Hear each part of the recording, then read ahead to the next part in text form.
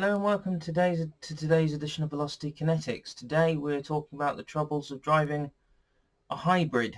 Apologies if appear very tired or might start mumbling and rambling. I am very tired. It is 7:05 in the morning and I've been up since about 5:30 because I've had to take Sarah to work on a Saturday. Now, as it stands, the UK government want to go all electric and push that forwards. We're going to do a different video on that to say why that is and isn't a good idea. But at the moment, we're just talking about hybrid. So whether that's diesel electric, petrol electric, even potentially hydrogen electric. It's the issue of driving a hybrid. So a hybrid itself is not a problem, because the electric motor helps you get more power down in certain places. It can give you a power boost. Where was I? So a hybrid can give you power boost. It can mean you can drive along on potentially just on electric whilst the petrol motor is idling.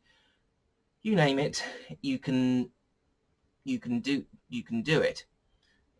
Downsides, maybe the hybrid is possibly slightly heavier. Some manufacturers are going back to naturally aspirated instead of turbocharging.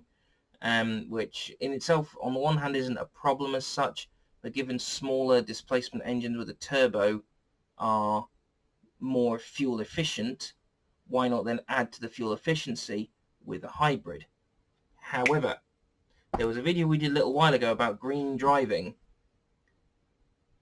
and the main issue with a hybrid, it's only as green as you drive it. So if you drive it like you would any sports car or supercar or performance saloon, you name it, you're not going to get the full benefits of a hybrid. You might get a tiny bit more out of the petrol tank at best, which isn't the idea behind having a hybrid. You need to change the way you drive.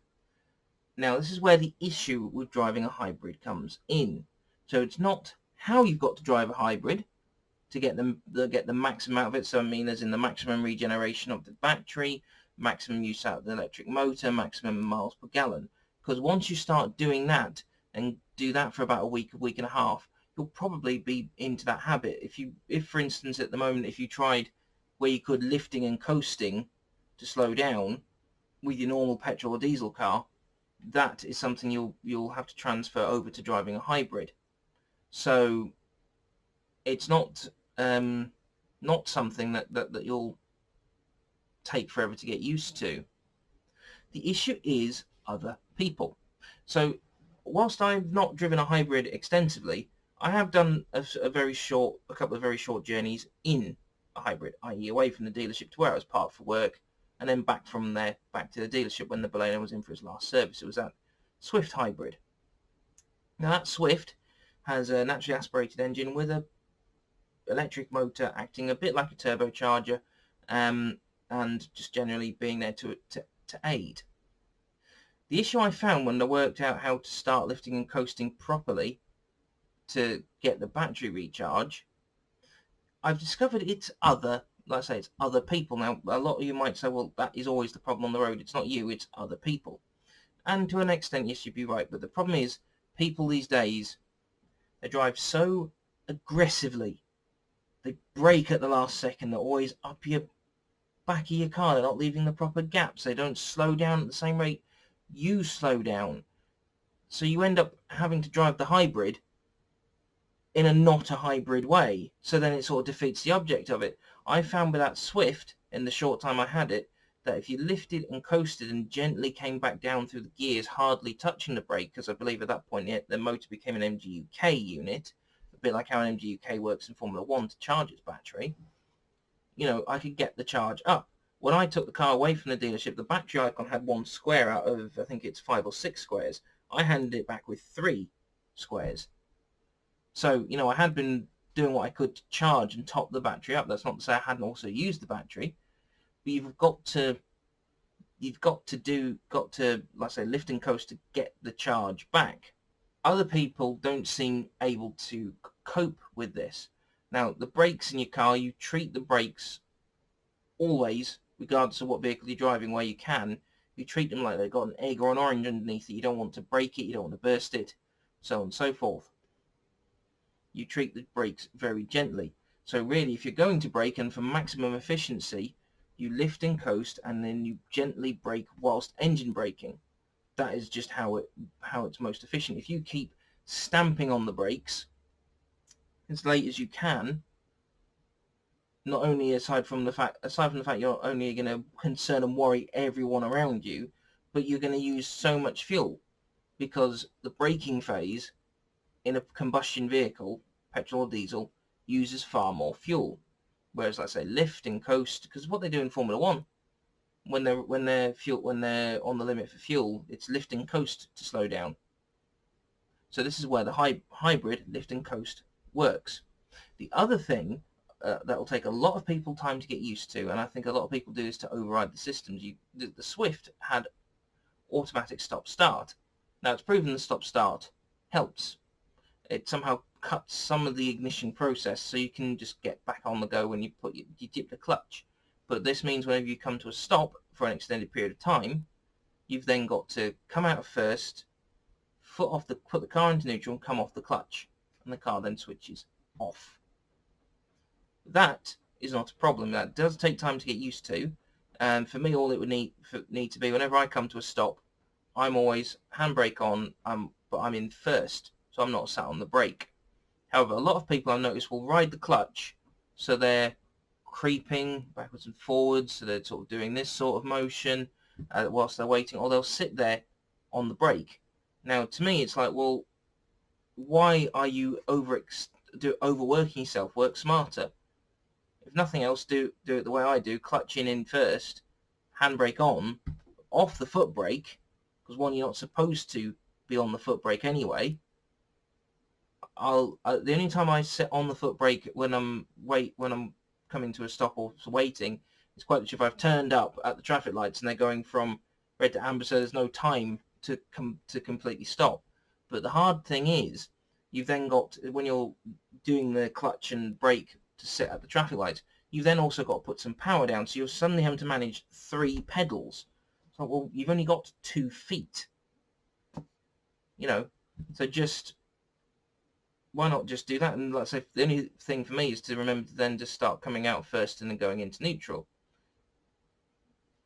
That's not a hard thing to do, but when other people get into the hybrid, that is something they will have to learn to do. I know a lot of cars will have that automatic stop button somewhere on them to turn it off. I know my car has a slot for it. It's not, probably if I got into the car with a laptop, I could probably find the facility and turn it on and off and get far more out of the car. But that's something else to potentially investigate a different time. But like I said, that issue is everyone else. And I think with the oncoming electrification and moving away from traditional combustion or sole combustion engine, people are going to have to learn how to drive all over again. Heck, there's a video that's come. It was on the I think it was on Drive of someone in the Porsche Taycan, or Taycan, however you pronounce it, the new electric Porsche, where they've dabbed the throttle and then whilst they're trying to park the car, and then they've just speared off and crashed into about 3 cars. As it is, when we do eventually go probably all electric, people are going to have to remember to tickle the throttle very, very gently, because an electric car, the torque and all the power is available from 0 RPM. We're going to get people making so many more mistakes, potentially so many more fatalities. It's not the end of the world in some ways, if people are so dumb that they don't learn to compensate for it. But I think ultimately this sort of comes back round to hashtag everyone wants to get home. Just in general, people need to be less aggressive on the road. And then in turn, when we are all hybrid or electric or whatever they choose to put us on, we can then get the biggest gains out of it. As it stands, we can't and we won't. And not for lack of trying. So I'm going to leave it there. So, like I said, so I'm going to leave it there, as I'm not going to ramble on to find a new point to talk about. Just so to wrap up in conclusion, what the issue with it being everyone else, it's because they're all very aggressive drivers. Whereas you need to, let's say, lift and coast, you need to slow down gently, you need to build up speed gently, and people just won't let you do it. The only time really you could probably take full advantage of a hybrid was probably during the hard lockdown we had in the UK earlier in the year, where key workers only were meant to be out and about, and those who were meant to be working from home and could work from home should have been working from home. And that wasn't meant to sound like a Boris Johnsonism. Basically, when the roads are really quiet, that is when you get the biggest benefit out of a hybrid. Stuck in traffic, you don't. You should be able to get more of a benefit out of it, but like I say, other people make it so it's not possible. But anyway, enjoy your days, look after yourselves, and we will see you in the next one.